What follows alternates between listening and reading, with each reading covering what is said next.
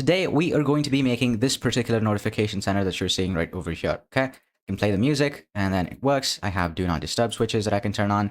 Now, if I were to show you an example of a notification, I would look something like this, okay?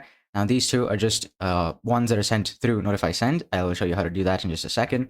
This is what they look like, okay? There you go. Now, if I wanted to collapse them and close them, use these buttons.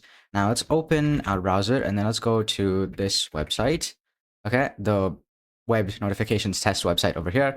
Now let's just authorize, allow, and if we show notifications, this is what that looks like. This is the one with the action as well as an image and a title and then a subtitle, all that kind of stuff.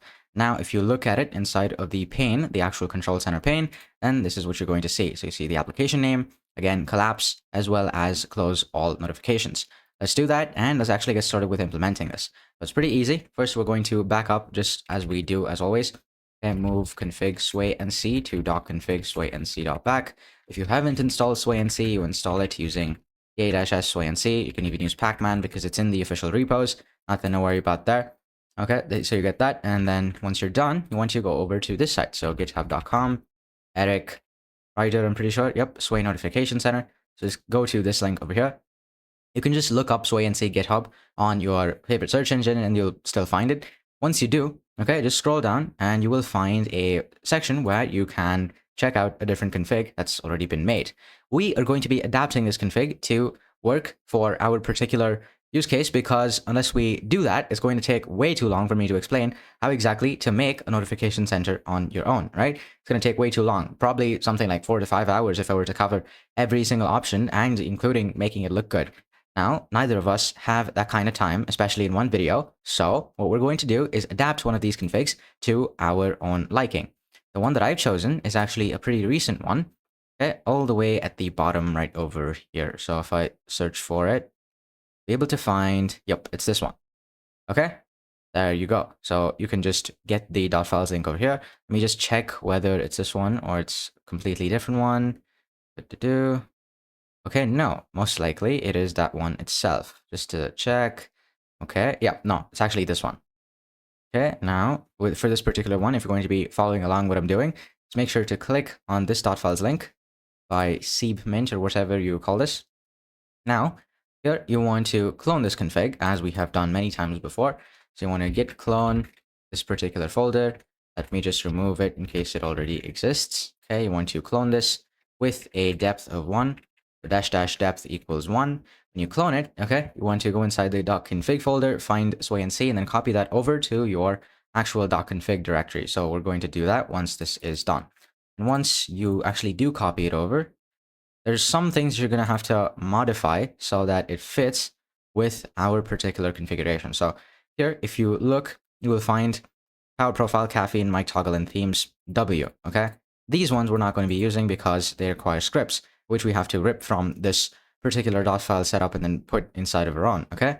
That you can do. It's pretty simple to do. So if you want, you can set that up. But to get this kind of config that you're seeing here, we're not going to be using those at all. So there's no buttons grid. There's nothing else that we're using except just the Empress module, this one, the do not disturb, as well as the actual notifications themselves.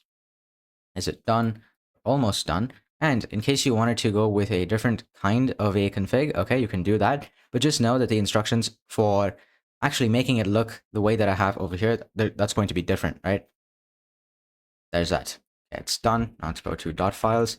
In here, you're going to want to go to .config and want to copy SwayNC over to .config. So once you do that, you're also going to want to, by the way, add this to your thing. So let me show you. I'll zoom in, go to config, waybar, and scripts.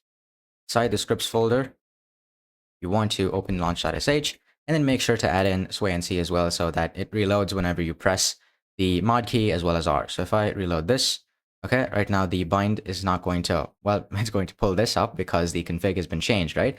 But we're going to get to that in a second. Just make sure to update the script to include SwayNC reloading as well, like so. And another thing is setting up the window rules. So let's go to config hyper modules window rules.lua. Now on this part, you want to just go over to a layer rule. You want to make a new layer rule and then add in animation slide top if you want the same kind of animation that you saw over here. Otherwise, you can add in slide right so that it ends up sliding in from the right. It will reload, and now it slides in from the right. That's what it looks like. If you wanted to slide from any different direction, let's say you wanted a notification center from the left side or maybe even the bottom, you just have to change slide and then use a particular direction that you want to. In my case, that's going to be slide top, so I'm going to leave that as is. Okay, awesome. Now, let's open, using VS Codium, our config. This is what it looks like, okay? Inside of colors, you have colors.css and then dark and light. I'm going to copy this from the existing thing that I had. Make sure to take a screenshot and then just paste it into any AI and then ask you to give you the copy pastable version of that. It'll be much easier to use instead of you actually having to type out the entire file by hand. Or perhaps if you wanted to change the colors yourself, you could do that. So there's that. Let's actually get started with configuring. So inside of config.json, you want to turn off fit to screen. So fit to screen false, control and center width, and then control center height. Change that, control center height. I want to change that to something like 600. Now, if you reload, you should find that, there you go. That's exactly what you want, okay? Now, we're just going to have to do a couple more things. Position next, that's going to be center, and then reload. You should find that, okay, perfect. So it's already starting to come together, which is pretty fantastic. So let's continue. Let's go on with getting more stuff done. Buttons grid, last time we did not have that, so we're going to get rid of that. Reload, and no errors so far. Everything works.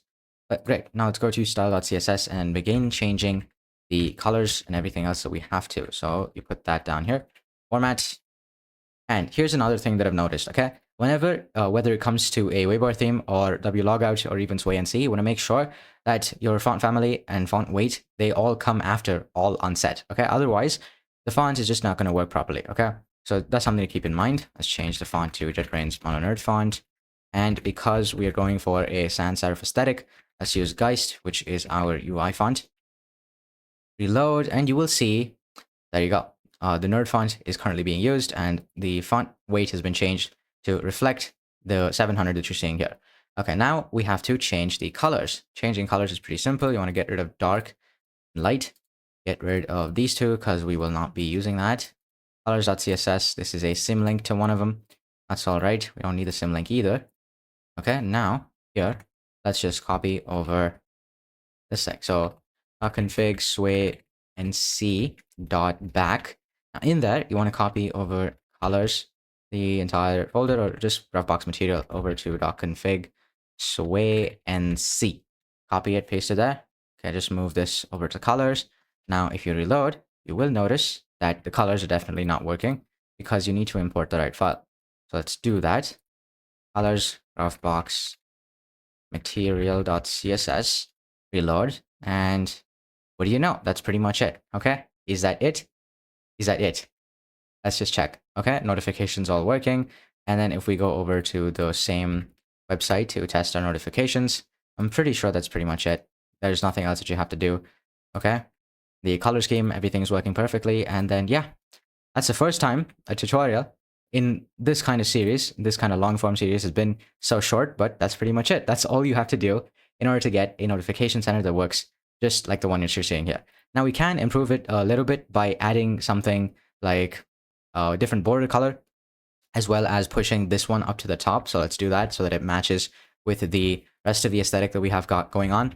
So let's just go to margin, especially for the notification, not notification, but actually widgets, not even widgets. What's that called? Anyway, let's find it somewhere here. Control center, there you go. Move the margin. And now, okay, it sticks to the top. Now, as for the border radius, you just want to copy this line, paste that here, paste that there, and then 0, 0. So top and right is going to be no margin. Then the border radius margin is going to be used for the rest. So you get that little drop down effect. If you want to, you can use a border as well. So that would be something like border 1px, 1px. Top, right. So top is actually 0. Top, right, bottom, and then left is going to be like that. Then solid. And then the color, you can, let's just put it down as red for now. See whether it works. Okay, that does not work. Seems like we're going to have to change border color separately. Okay, hold on. Let's try it this way, right? We'll just add in a 1 pixel solid border. Change border color like so. Border color. Let's make it at red. Reload. See if that works. Okay, that definitely works. Now you want to try doing the same thing, except just changing the border sizes. See if that works. Okay, that's the part where it fails. Well, now there's no need to worry about that. Let's just pass in the unit, see if that makes it better. It does not. Okay, let's change this. Does that work? Okay, it doesn't. In which case, we are going to have to do this instead. So border, 1 pixel, solid. Make sure to get the border working first. Okay, it does. Then you just change border top to 0 pixels. Or you change the color itself. There you go. That's exactly what we were looking for. But there is one thing that you'll notice, okay? Because it does not appear from below the waybar window, the border looks a little bit weird. So we're actually not going to be using the border. That's it. This really did just happen to be a config that didn't take quite long to configure at all. That's it. Our notification center is completely done. If you want to learn how to make stuff like notification centers on your own, as well as use the new Lua syntax in order to make more stuff that you're seeing, okay, you can go ahead, click the first link in the description. That's the program Hyper Accelerator, which will teach you how to make custom theme switchers, wallpaper switchers, and basically a hell of a lot more. Everything that you could want in order to make Hyprland into your very own desktop. So if you want, you can go ahead, click the first link in the description right now and check out the program. If you liked the video, hit like. If you loved it and want to see more like this in your feed, hit subscribe, and I will see you next time. Stay racing.